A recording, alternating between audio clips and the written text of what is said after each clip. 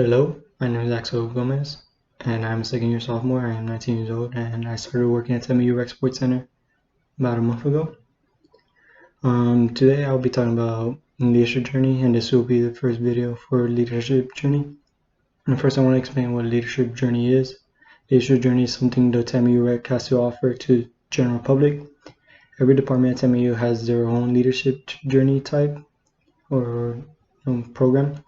But at the Rec, what we like to do is we like to go over a series of books, and each book inside has a set of images, and we describe what those pictures mean to us individually and how we relate to it or what we experienced exactly from that picture.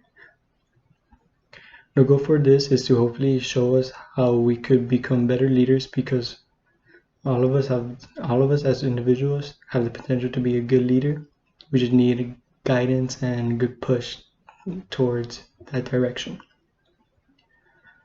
Today, this book specifically is about developing us and learning about ourselves as individuals and how to become self-leaders as well. Because to become a good leader, you have to be able to lead yourself before you can lead others.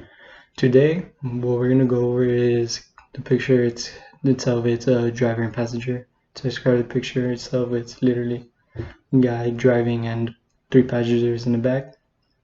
And to me, this picture is mostly how the driver has all that responsibility for those passengers in the back, while the passengers are more free to do what they want because they have no consequences, while the driver, the consequences are whatever happens, whatever you do that might be negatively, it will affect everybody in that same area as you.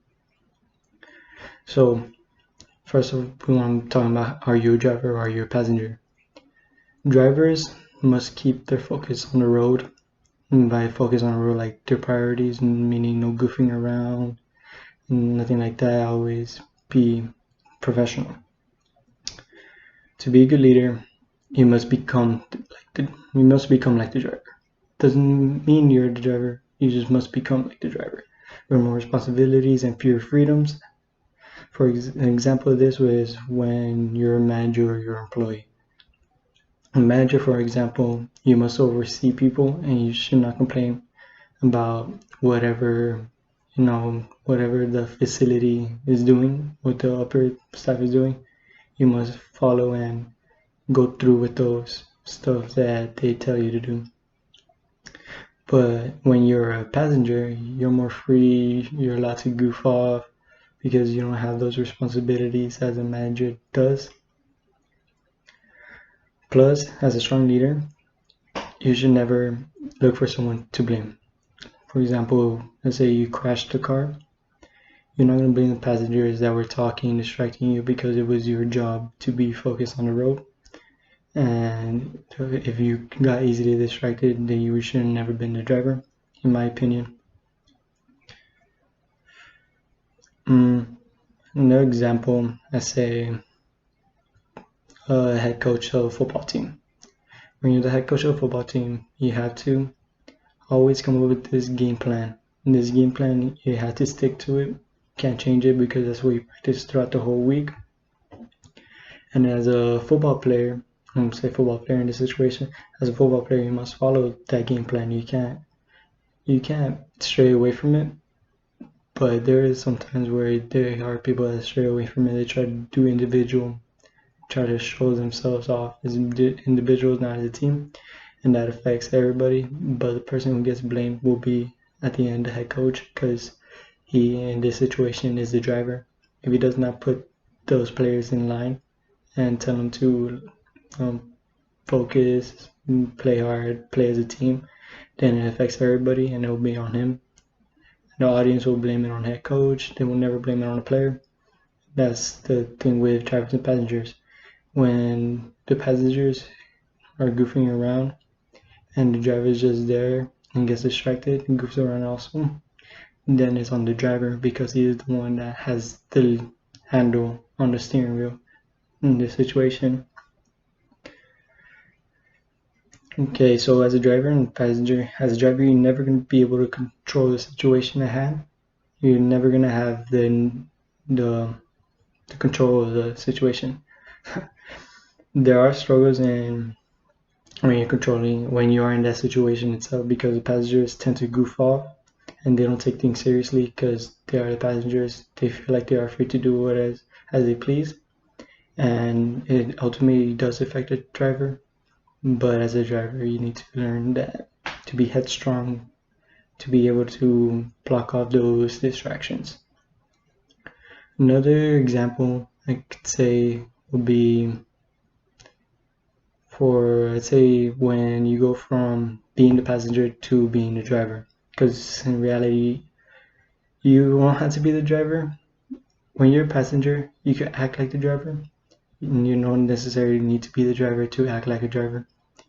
Or what I'm saying is, it's more like if you see themselves goofing off, make it easier for the driver itself and be like, hey, don't distract him, he's trying to focus, because if he messes up, we're all going to be in this.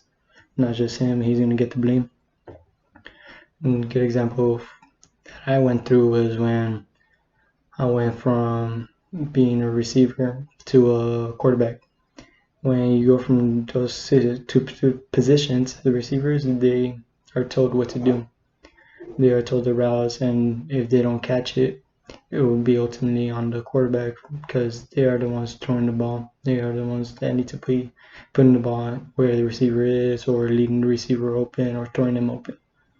Stuff like that, where the quarterback which is the driver, and the receiver, which is the passenger. The receivers, they could goof around, they could run their own routes sometimes, but if the quarterback doesn't throw it to him or makes it an easy ball catch, then it'll be ultimately on the quarterback. If it doesn't let it go too quick, or he lets it go too late, it'll be on the quarterback. That's another example, in my opinion. When you're a passenger, doesn't mean you're gonna always be there. So like I said, when you're a passenger, you can act like a driver, but in this situation, let's say you're put as a driver. Out of nowhere, you're made the driver. Then you have to realize that, oh, well, the situation has changed. I need to change to make sure that everything will be fine for me and the people that are in the same situation or the same group as I am.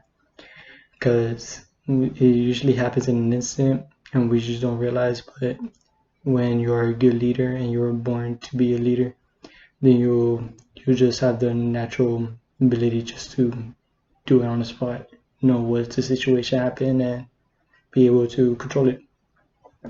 Another example of this would be when you're in a group project for school.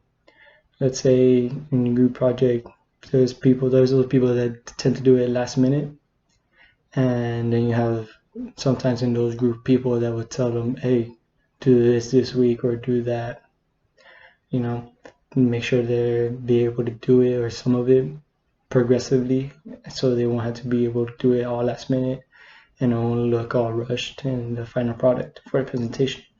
Because that driver, there's no specific person that will become the driver in that situation, but there is a driver, those people that act like the driver in those groups, because there is no group leader in group projects. There's just that group, but if you want to be that driver in that situation, they tend to be known as a group leader, where they tell them, hey, you're going to do this for this slide, you're going to do that for that slide, you do the background, stuff like that, where it helps the group look more professional when they come to present the final product.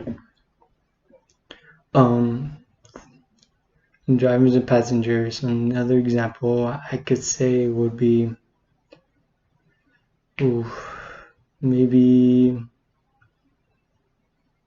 when you become an adult. When you become an adult, when you were a kid, you had no jobs or responsibilities that an adult has. When you're a kid, you're young, you're a passenger, you don't have those responsibilities that an adult has, like bills. Because when you're an adult, you have to make sure, since you're the driver, the way you act is the way that the people that look up to you are gonna act. So you gotta make sure you're a good driver and you're focused, because when you go on a good path, they're going to the same path because they're looking up to you as individuals, and then they look up to you and see how they could become just like you. And if you're a good leader, and they'll end up becoming good leaders themselves in the future. That's good. Another example I think I could give for this.